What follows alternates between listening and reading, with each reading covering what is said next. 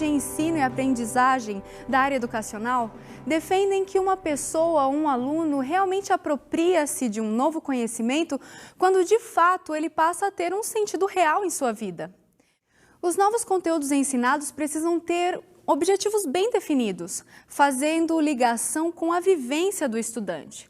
Um aluno pode ter dificuldade de enxergar a utilidade da fórmula matemática de Bhaskara, sendo que ele sonha em ser um músico. Por este ponto de vista, parece realmente não fazer nenhum sentido conhecer tal fórmula. Este é um dos grandes desafios de um professor: mostrar para o aluno a importância e a utilidade de um conteúdo específico para a sua formação. A lei de Deus e a graça são temas polêmicos no meio cristão. Alguns defendem que uma coisa não tem ligação com a outra ou não depende da outra. Assim surgem questionamentos. Somos salvos pela lei ou pela graça? Se somos salvos pela lei, qual é o papel da graça? E se somos salvos pela graça, para que serve a lei? Neste estudo sobre a lei e a graça, permita que os ensinamentos de Deus façam sentido em sua vida.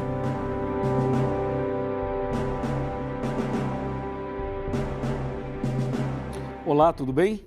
Hoje vamos fazer um estudo muito importante sobre a lei e a graça. Até o estudo anterior, analisamos os 10 mandamentos e também as bênçãos da lei. Mas hoje é preciso que uma pergunta seja respondida: somos salvos pela lei ou pela graça? Esta pergunta tem sido feita há séculos por pessoas e religiões diversas. Um jovem muito rico procurou Jesus e lhe perguntou: Mestre, que farei eu de bom para alcançar a vida eterna? Respondeu-lhe Jesus: se queres a vida eterna, guarda os mandamentos. Isto está aqui em Mateus 19, 16 e 17, mas você pode ler um pouco mais até o verso 22, por exemplo. Note que Jesus foi claro ao dizer: guarda os mandamentos. O carcereiro perguntou a Paulo e Silas: Senhores, que devo fazer para que eu seja salvo?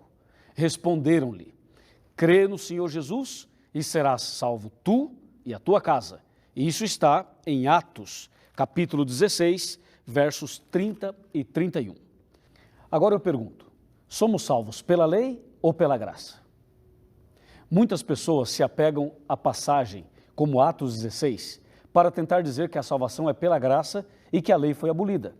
Outros se firmam no texto de Mateus 16, para afirmar que a salvação é pela lei. Na Bíblia encontramos textos para todos os gostos e também para defender ideias humanas. Porém, a palavra de Deus deve ser examinada usando o princípio do texto dentro do contexto. Agora vamos ler uma passagem da Escritura Sagrada que aparentemente fala contra a lei e em favor da graça. O texto diz assim: o pecado não terá domínio sobre vós, pois não estáis debaixo da lei, e sim da graça. O texto é Romanos, capítulo 6, verso 14. Nesse texto, Deus está nos ensinando uma grande verdade. Ele diz que o pecado não terá domínio sobre os servos de Deus. É preciso perguntar agora: o que é pecado? E a resposta é bíblica. E a Bíblia diz que pecado é a transgressão da lei. Outra pergunta: quem está debaixo da lei? O que obedece ou quem desobedece? Com certeza, aquele que desobedece. Por exemplo, a lei diz: não matarás. Se alguém matar, será preso e estará debaixo da lei. E mais, a lei diz que devemos parar o carro quando o sinal do semáforo estiver vermelho. Se alguém passar mesmo assim, estará quebrando a lei. Vai levar uma multa e, por isso, estará debaixo da lei. Entendeu? Notemos a maravilha desse texto de Romanos. Deus diz que não estamos debaixo da lei, ou seja, não vivemos transgredindo a santa lei de Deus. Portanto, não estamos debaixo da lei, e sim em conformidade com a lei e de acordo com os mandamentos de Deus. O texto ainda diz que estamos debaixo da graça.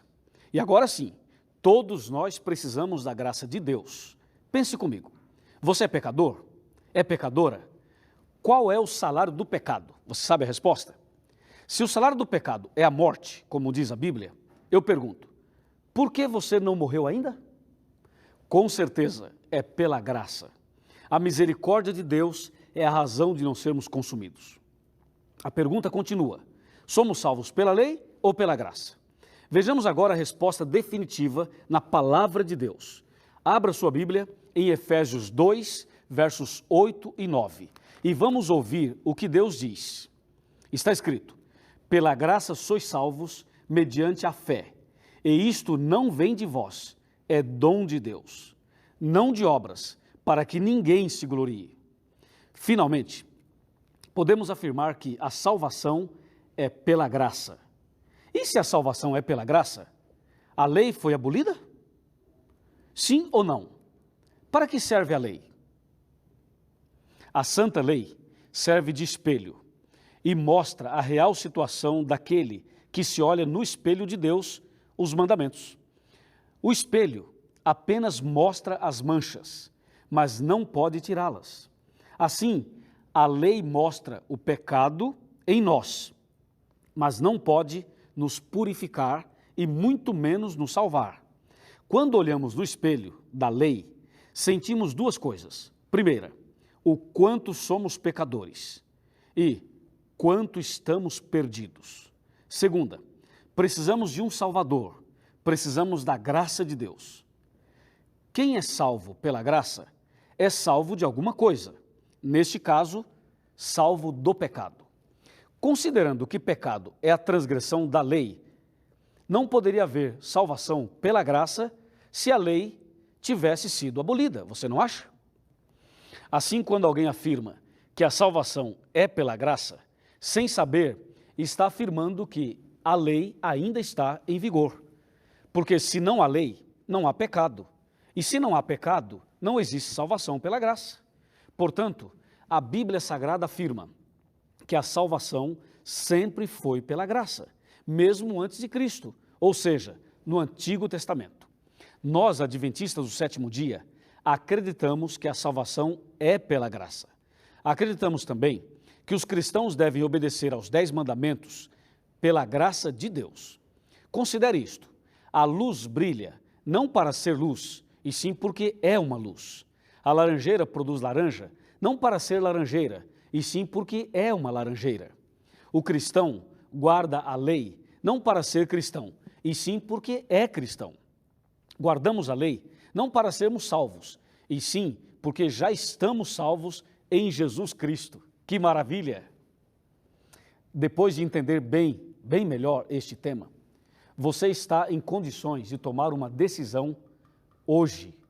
Hoje, Jesus quer libertar você e levá-lo a uma vida de salvação diária pela graça. Mais que isto, Ele deseja abençoá-lo para que você seja obediente aos santos mandamentos de Deus. Jesus disse: se me amais, guardareis os meus mandamentos. João 14, verso 15. Bem-aventurado o homem que tem prazer na lei do Senhor, e na sua lei medita de dia e de noite. Salmo 1, versos 1 e 2. Receba agora a graça de Deus e seja feliz. Não importa qual seja o seu problema, Deus tem uma bênção especial para você hoje. Ele quer lhe dar libertação do pecado e poder para vencer. Esse é o desejo do seu coração? Então lhe convido a orar comigo. Esta oração é para que Deus nos dê a sua graça, nos dê o seu poder, para sermos fiéis aos mandamentos dele, pela graça. Oremos. Senhor nosso Deus, louvado seja o teu nome, porque a graça do Senhor é mais forte e mais poderosa que o pecado. A lei é uma bênção, porque ela mostra nossa condição e nos faz sentir necessidade de um Salvador. Então agora, eu quero rogar uma bênção especial para esta pessoa que ora comigo, que precisa de uma libertação, que precisa obedecer os teus mandamentos. Que a tua graça se faça presente na vida dela, na vida dele, com a certeza que estás nos ouvindo, com a certeza da tua bênção, com a certeza da manifestação da tua graça, com a certeza de que a partir de hoje vamos ser fiéis aos teus mandamentos, nós te agradecemos agora, em nome do Senhor Jesus. Amém.